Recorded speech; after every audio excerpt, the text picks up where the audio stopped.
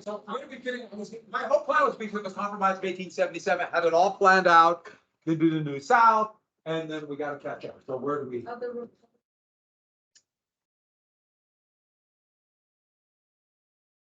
Oh, and I showed you, the elephant and. Oh, yeah. That sound familiar? I know it's a long time ago.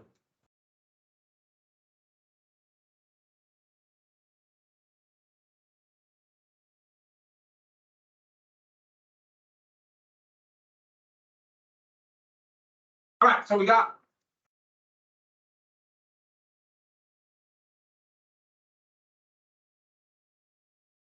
That look right? Do we show this? Yeah, that's the, Yeah, yeah. 46 hours care more about civil rights.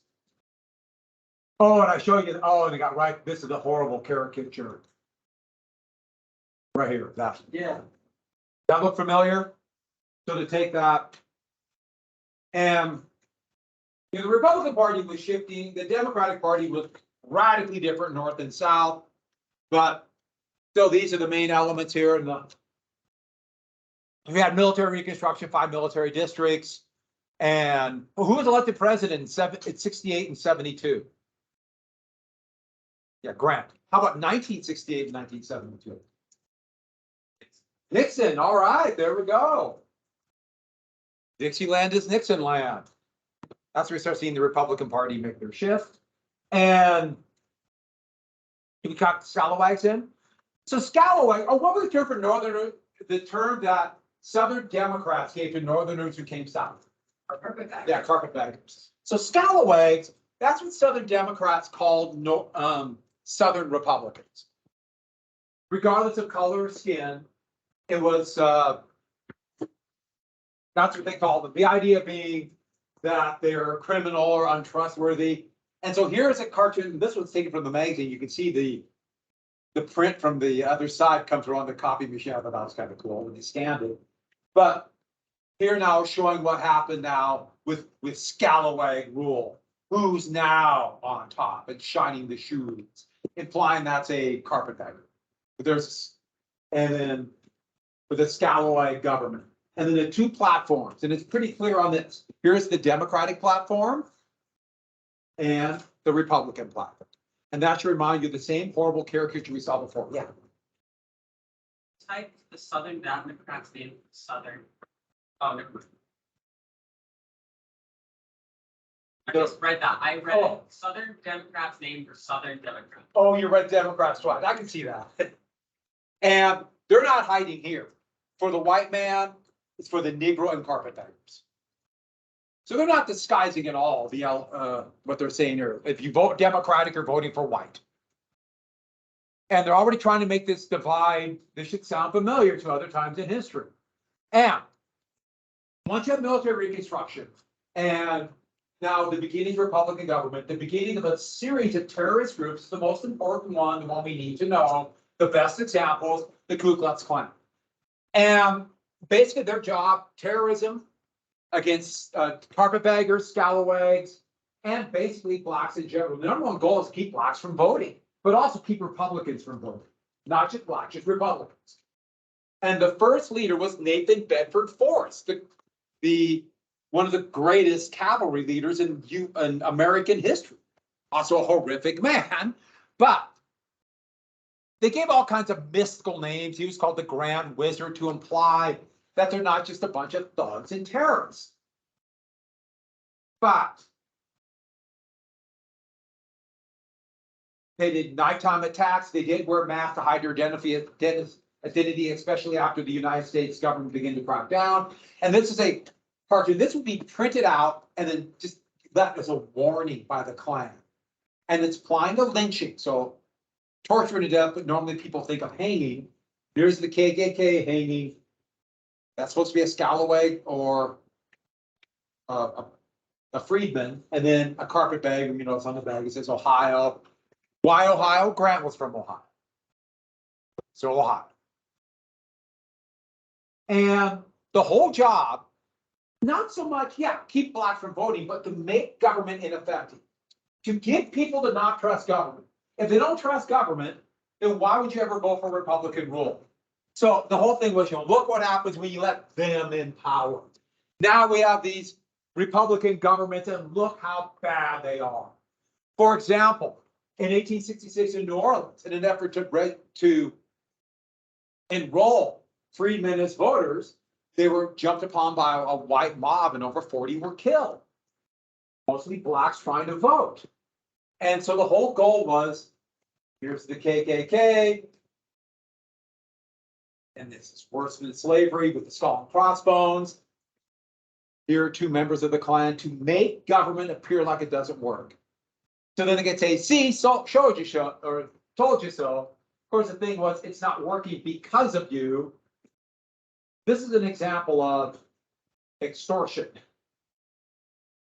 Basically saying, we will blow up the country unless you do exactly what we said. It's like when the mob would go into someone's store and say, boy, you have a nice store here. It'd be a shame if something happened to it.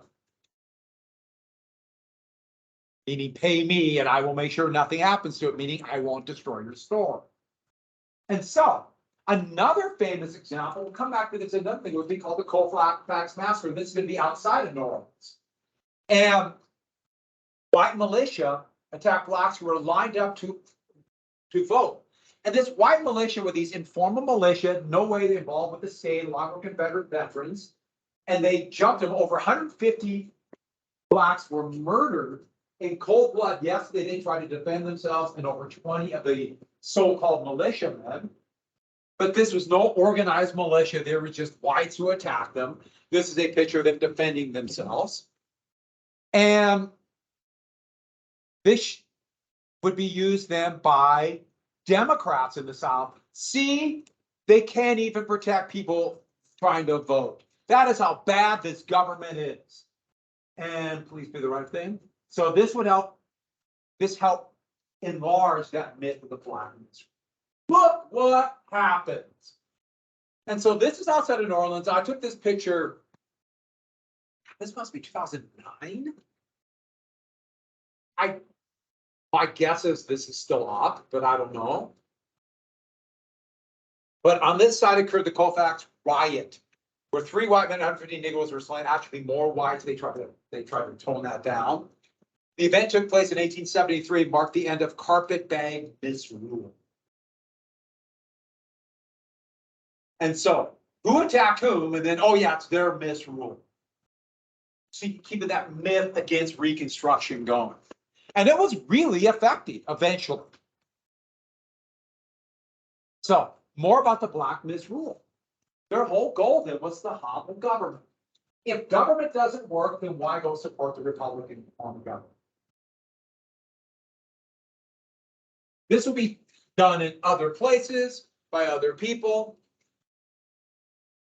all the way through today to make government does work. And so here is a carpetbagger bribing a veteran to vote, essentially vote Republican. He's handing him, that's supposed to be a bribe. And the whole thing, black can't govern, but more importantly, can't tax. These Republican governments try to create public education, roads, at least some benefits for freedmen, but that's got to come from taxes. And the planters and nobody really likes to pay taxes, but wealthy especially. And here's from Harper's Magazine, which used to be very pro-Reconstruction. This is 1876, and it's trying to show this black misrule, even though by then it wasn't like this at all. And there were no governments in any place in the South that had a majority of freedmen as members, but still, here it shows these freedmen, and you notice they kind of have them as savages, the horrible caricatures, arguing, and nothing's going on. Liberty's trying to Lady Liberty's in the background, Lady Columbia trying to have, let us have peace. And then the whites in the background can't do anything. But this is one of the things you might catch. Find that they're uncivilized. See it? See what he's doing? See it? Let's do it. Just dripping with racism. And the amazing thing was Harper's Magazine was relatively poor Reconstruction. Now, the US government tried to enforce these laws. This is during the Grant administration, and they tried. they would actually pass or go to war with the Klan and these other groups, most famously the Knights of the White Camellia. And the KKK Act was passed in 1871, which basically said that this is an internal insurrection and they can be held without court trial. Do you remember what the term is for holding somebody without a trial? Yeah, habeas corpus, which according to the Constitution, Congress can pass a law like that in areas of rebellion against rebellion.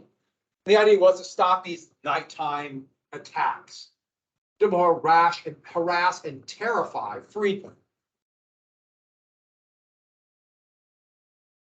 And there'd be two major civil rights acts. The last one in 1875, which banned discrimination based upon previous servitude and color of skin. But it would not be for 89 years until another civil rights law would be passed that did almost the exact same thing. Not until 1964. A major one. There was a civil rights law passed in 1957, but it didn't do much. And I should add though, the Klan was destroyed. The Klan by 1876 basically did not operate. There were these terrorist groups, but they became much more informal. The Klan would reemerge in the 20th century, the teens. It would come back, be different. It was more intensely anti-immigrant, anti-Jewish, anti-Catholic, anti-Mormon, very racist, but not quite as focused on Southern politics.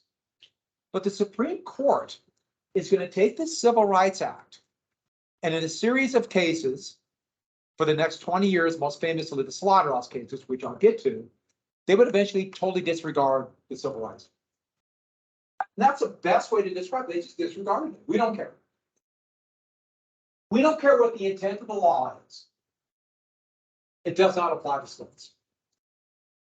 And so rights that were passed by law and guaranteed under the 14th Amendment would be taken away.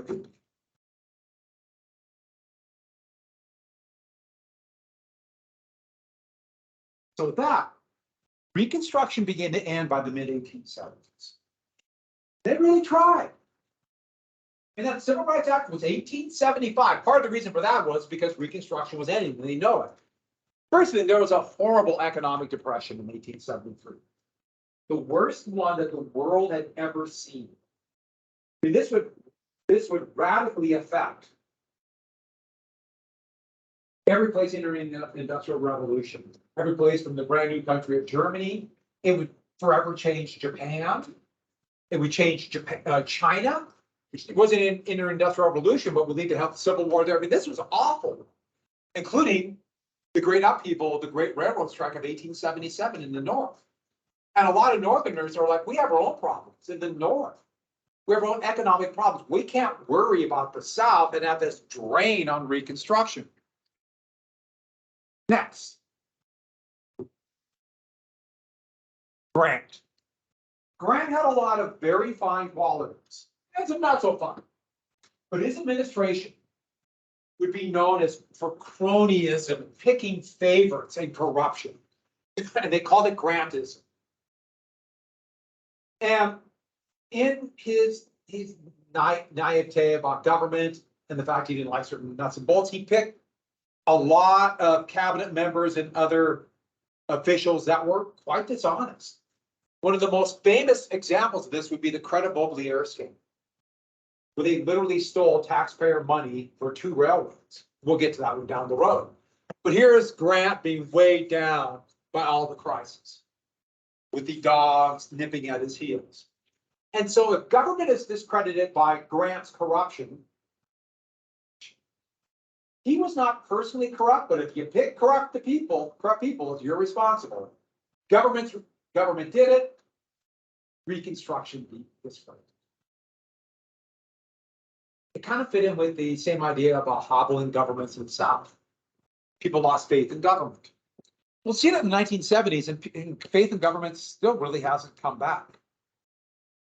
Next, there was still a lot of racism in the North. And Reconstruction was dragging them down. It was like, the war is over, let's just move on. They still had troops in the South as late as early 1877. Even though the army was tiny, Democrats made sure the army was small because of that.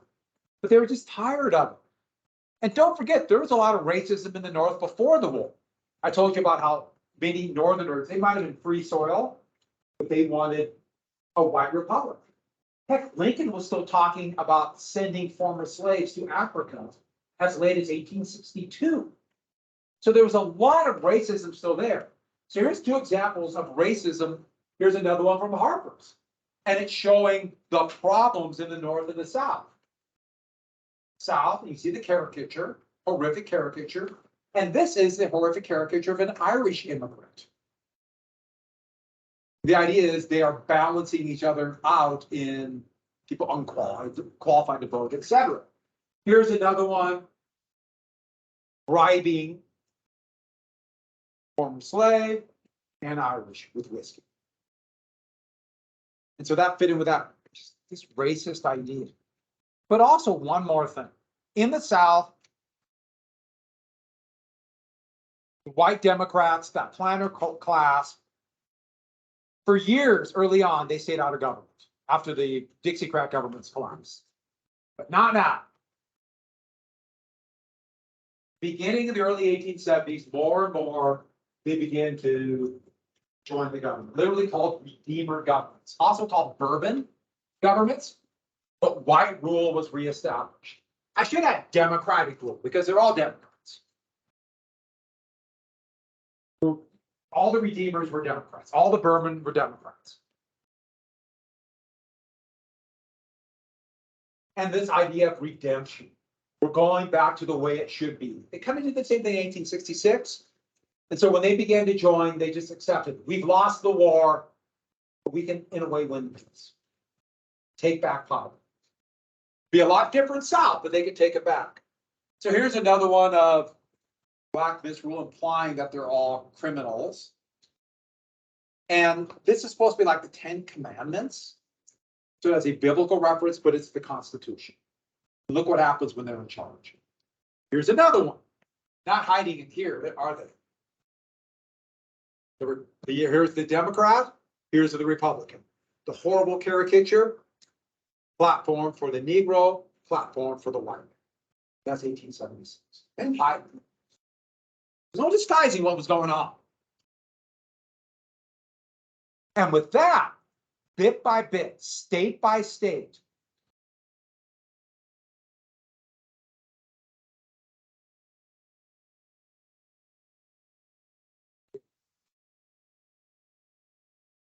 oh, and then a series of court cases hit that would help the Redeemer governments. Put it here that helped them out. In 1873, there were two cases about slaughterhouses in, once again, New Orleans. And basically, the Supreme Court ruled that the 14th Amendment didn't apply to states. Now, this is quite a shock because it very specifically says in the 14th Amendment that these rights apply to states. And so the Supreme Court literally ignored the intent of the law. It's kind of a shocking ruling, except for one very important thing. The Supreme Court is a political body, just like any other political body. They're not these ignoble justices on a hilltop. They're appointed by political entities and they make decisions. They have their own little legislature called the Supreme Court. And they decided this. And then, after the Colfax Massacre, it wound its way to the Supreme Court called the Crucial decision. And in it, it said the 14th Amendment doesn't apply to private individuals. So that means discrimination is not depriving people of their rights. Now, of course, this is a heck of a ruling. It means that you could deprive people of, for example, take part of the economy, which is regulated by the government, because I don't want to serve a certain group of people. We'll get to that. But also, it had one other very important part. Those white militias, they said, no, you can't just have a bunch of people calling yourself militia and running around with guns. The government can regulate that. The Second Amendment only dealt with organized state militias. It's no coincidence that the next year or 2 years later, they would create the National Guard.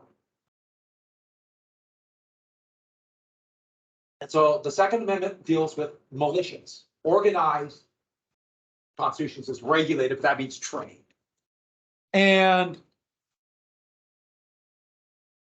everyone just accepted this for years, but this was partially overturned 13 and a half years. Where the Supreme Court decided the Second Amendment is not just about militias. It's implied, even though it doesn't say it, it's implied that people do have some access to personal weapons. And that's only in your life. So the idea that the Second Amendment applies to personal weapons is really new. Most of my life, it was not. This was about decreasing. Oh, and then here's another one, balancing, and this was a really common theme. And so what's happening is these redeemer governments were able to unify rich and some poor whites, not all, but some of the majority, bit by bit, much like Bacon's Rebellion. And so state by state, so this number on the bottom shows when these states came in. So total military rule was gone in Tennessee by 69, Georgia 71, Texas 76 or 73. And so by the election of 1876, only Louisiana, Florida, and South Carolina were the only states without military rule, or at least the military presence, meaning only 3 states had the army that would protect voters if they went to vote, meaning protect what political party? Republicans, exactly. Boom, boom, boom. And it's pretty startling what's going to happen. So the election of 1876 will be the first election where the majority of states of the former Confederacy are not protected, or the voters are not protected. And so Rutherford B. Hayes was chosen by the Republicans. A war hero. Not the most prominent, but a war hero from Ohio. He wasn't Grant. He wasn't tied to the scandal. So he's a relatively unknown character. And he was governor, so he wasn't in Congress. So he said, for example, Credit Mobilier, I wasn't part of it. But he was a compromise choice, kind of block. Samuel Tilden was a Democratic governor of New York. And the whole thought about Tilden was he's a northerner, but now we could get those new Southern Democrats because they participate. And this would be a bitter, nasty election. Accusing the Republicans of being black Republicans and only caring about that. Republicans accuse the Democrats of being traitors. You're the traitors, you're the party of treason. So when the election came out, I purposely did this. Probably got to go doing it now because it's so ingrained. Red, that's red are Democrats, blue Republicans. So everyone got that? I'm just yeah. South Carolina, like the first place to see the new.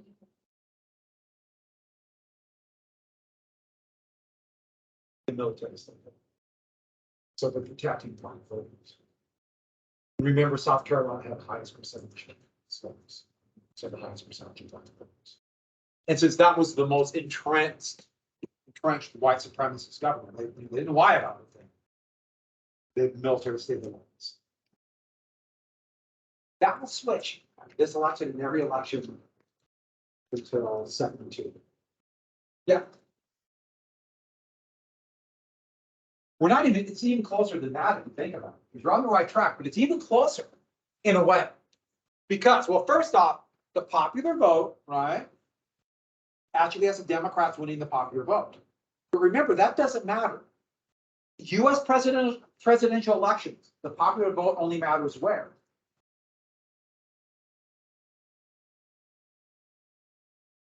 In the states. Every state, they vote for the electors. And whoever wants the popular vote in each of these states gets all the electoral votes. And so when the final electoral votes came out, this would happen till December.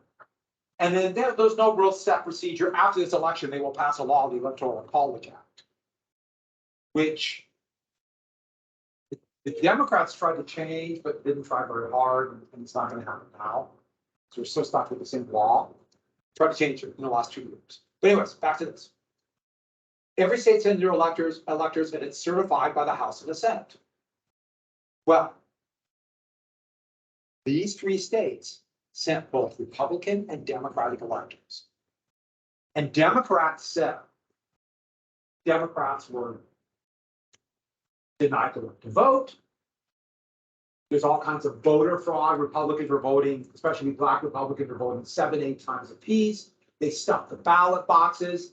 It was a fraudulent election. So they sent Democratic electors. The actual count then were 19 contested. And nothing in the Constitution says, what do you do if they send 2 sets of electors? Nothing, there's nothing about that.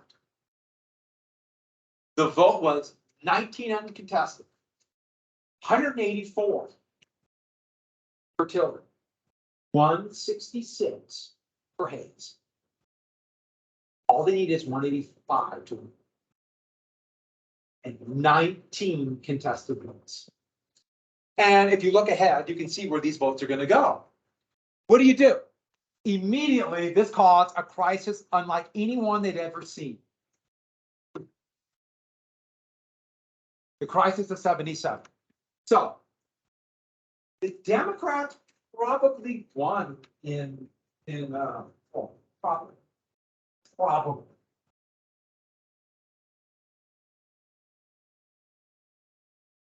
Of course, if the military would have kept better control, the Republicans would have won. But probably by the number of, I mean, there's a lot of shady dealings going on. But the Republicans did a bunch of shenanigans too. They sent out word on the telegraph line saying, "Hey, he's elected," before they even knew. So people just kind of assumed Hayes won. So Congress decided to send a 15-member committee. It was going to be 7 Democrats, 7 Republicans, and 1 neutral. The neutral member of the Supreme Court bailed out. And so the Republicans in Congress, which have the majority, they picked a Republican. This might shock you then. There were 3 votes on the electors, and it went 8-7 for each state. And guess who got all 19? Hayes was elected president. Well, at least according to that. Well, to say the level of Southern, but also Democratic fury, hard to put into terms. Democrats all over the United States, but especially Southerners, said, "You're cheating. We agreed to come back into the Union. We're back now. We're playing by your rules," even though they weren't. How dare you? We're going to make sure nothing passes Congress. You remember the term for the unlimited debate in the Senate? Yeah. We'll filibuster everything, every single law. Nothing will pass. So it'll be like what's going to happen in the next 2 years. And this will lead to the Compromise of 1877. And basically, Democrats agreed, okay, well, we will agree. All 19 went to Hayes. So he won by 1 vote. 1 vote. But they basically abandoned Reconstruction and therefore abandoning civil rights. Southern also got a Southern Postmaster General.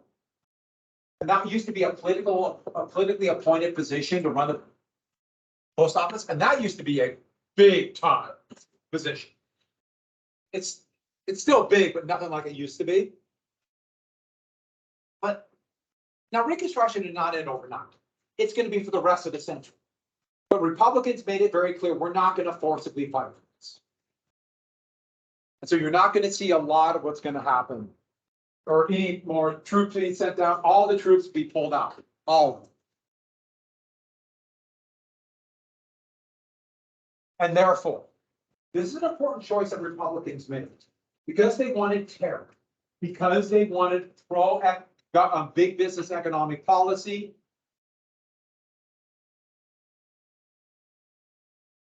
They made a choice. capital, which is, the machines, the factories, the finance over equality. Now, Republican presidents, Garfield, Harrison, McKinley, they will all say they're for equal rights. They will all say they want more blacks should be enfranchised and given the right to vote. But they're really doing much.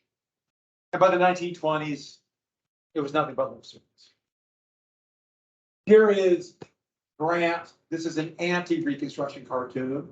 And Grant and this is a big carpetbagger pushing down the South. Once you get rid of Reconstruction, now it's prosperity. They're plowing, they're farming.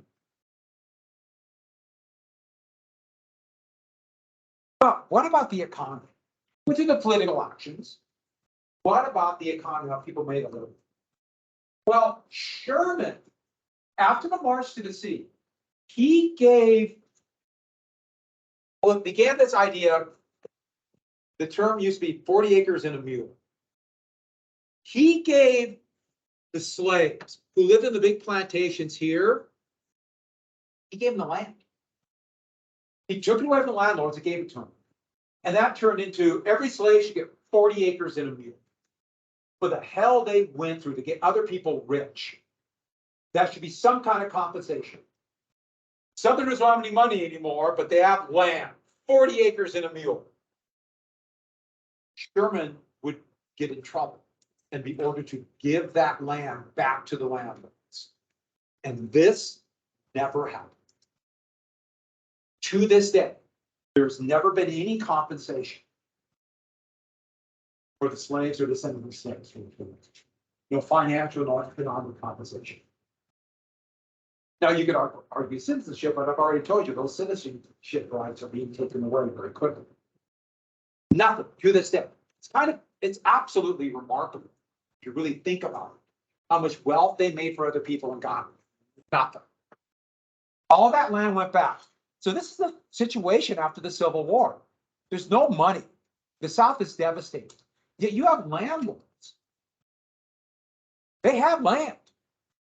And you have former slaves who have their hands, and that's it. They have labor. That's all they got. That's it. People with land and labor. What do you do?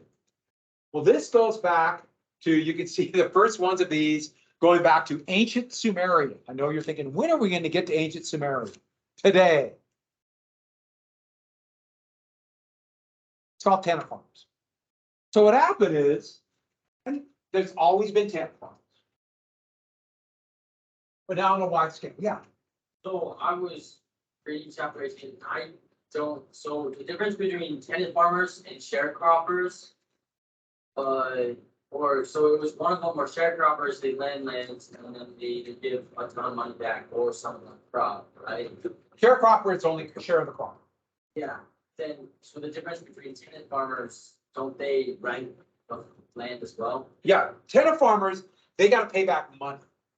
Okay, so if you pay back money, you're a tenant farmer, Mhm. but if you're a sharecropper, you have to pay back part of the Yeah. crops. It's and we'll get to how that happens, but yeah, that's it.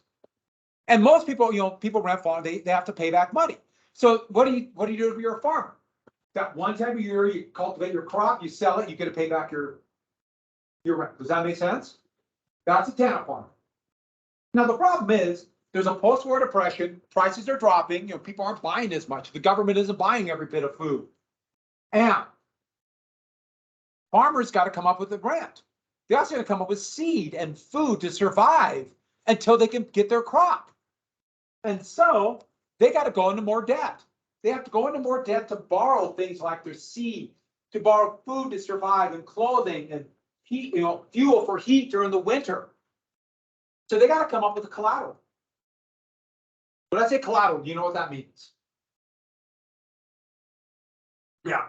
So like most people, like if they buy a car and they borrow money to buy a car, their collateral is the car. They can't pay it back, they come take your car. That's collateral. So something you put up to add security for the debt. So you literally, you take a loan out. And it's a secured loan, meaning you have collateral. You sign a piece of paper that in that document, you're signing away the rights to some form of property if you can't pay back that debt. Trust me, that's a pretty scary thing to do. If anybody there, your parents, for example, they own a home, they probably have a mortgage on it. If they have a mortgage on it, they put a lien on that house. Meaning, if they can't pay back their mortgage, they come take the house. That is a scary thing to sign. But also, you gotta live, you know, I know. I can still vividly remember signing the mortgage payments for our house many years ago. And they just give you a stack of papers, you're like, I don't know what I'm signing, but I might just given everything away. But here's the problem. All it takes, so what is the only thing these tenant farmers have? Their crop. So they put a lien on their crop if they can't pay back. If they can't pay back their debt, they put a lien on the crop. So you can't pay back your rent, they get part of your crop. It's called the crop lien system. Sign that away. But you see the problem that happens? All it takes is one bad year. Price is low. Drought. Flood. Who knows? We don't sell as much as you want. Can't pay it back. So you have to give up your crop to pay back your debt. You give up your crop, you got to go more debt. See what happens? You can't pay that off, so you have to give more of your crop and more of your crop. And this happens, and it happens always. A cycle of debt. Can't get up. Cycle of debt. Know this? So we did in my Western Civ class, we talk about ancient Samaria. And this is going to be the same cycle at the farmers that will lead to a rebellion there. It'll happen in Egypt, it'll happen in Greece, it'll happen in Rome. It keeps happening time after time, and it's going to happen here. Now, this is all over the United States, but it's most heavily concentrated in the South because you have the biggest pool of workers who don't have land and landlords who don't have workers. And that leads to sharecropping. Or your rent goes from your rent, you pay money, to just simply a percentage of your crop. And the darker red colors, as high as 80% of the farmers on that map were sharecropping by 1900. And the thing is, once you all share your crop, you have nothing to sell. So that means more debt, which means you have to pay a greater share, till eventually virtually the entire crop of sharecroppers is going to the landlord. And so you're going to have sharecroppers in some of the most productive agricultural land in the United States starving to death. They can't grow food. The landlord wants cotton or wants something they can sell. And any food you do grow, it's got to be sold. They're going to take it all. Oh, but we'll provide you with a little bit of food and more debt. And this system would become the norm through much of the agricultural parts of the United States, especially the South. And every single one of these contracts they would sign would say you can't move unless you pay back your debt. But since you can't pay back your debt, you're literally bound to the land. So you have now many poor whites and blacks are in this.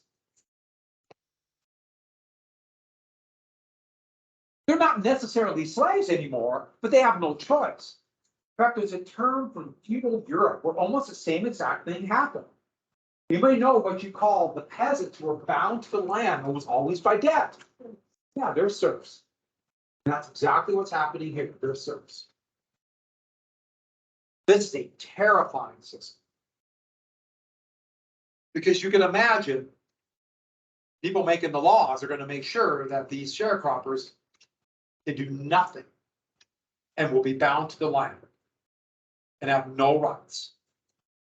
And this was all over. So there were sharecroppers in Montana. There were sharecroppers all over the 20 states, but mostly in the South. And my great grandparents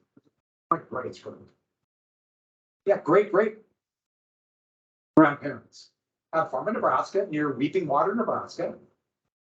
And they lost the farm to the bank in the bad economic downturn in 1907, and they became sharecroppers. And my dad was born on that farm. They couldn't afford to go to the hospital. So my dad was born on the sharecroppers farm. They lost the farm before the settlement. The bank took it. And left them with literally nothing. By then, my grandpa got a different job, but so it's directly affecting my family. Yeah. So like collateral and stuff, like if you have a collateral that's farm, what does the bank do with the farm? So. The thing about the banks are the banks might not make all the money that you are off of it. They might not make every penny out, but they probably clean up enough on interest. And the big thing is the threat of taking this farm is usually the banks. So they'll get the banks more than the bank's profit. Yeah, my great grandfather, they bought a steam powered plow or tractors that thought to be way in the future. And my great uncle drove into a river. And they lost everything. Yeah. So before the Civil War, is slaves, like they would fight back against their owners, sharecroppers fight back, They tried. they would be like.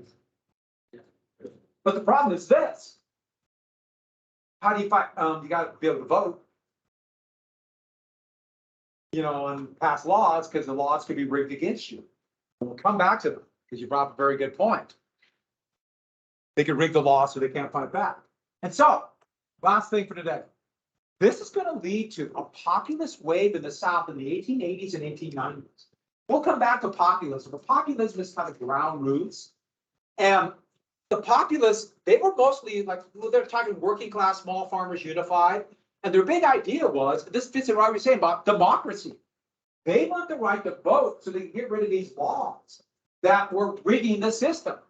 A former Confederate general named Mahomes was elected in Virginia in the 1880s, and he had this populist wave passed a series of laws to try to give sharecroppers a little bit of right to leave their land and not be bound to it.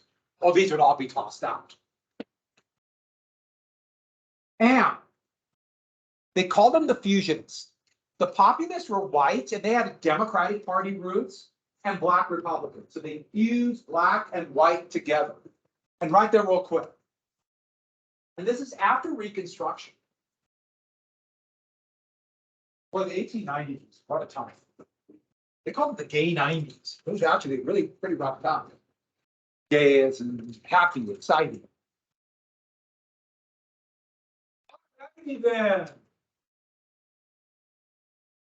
Everyone take a 5, shutting the camera off.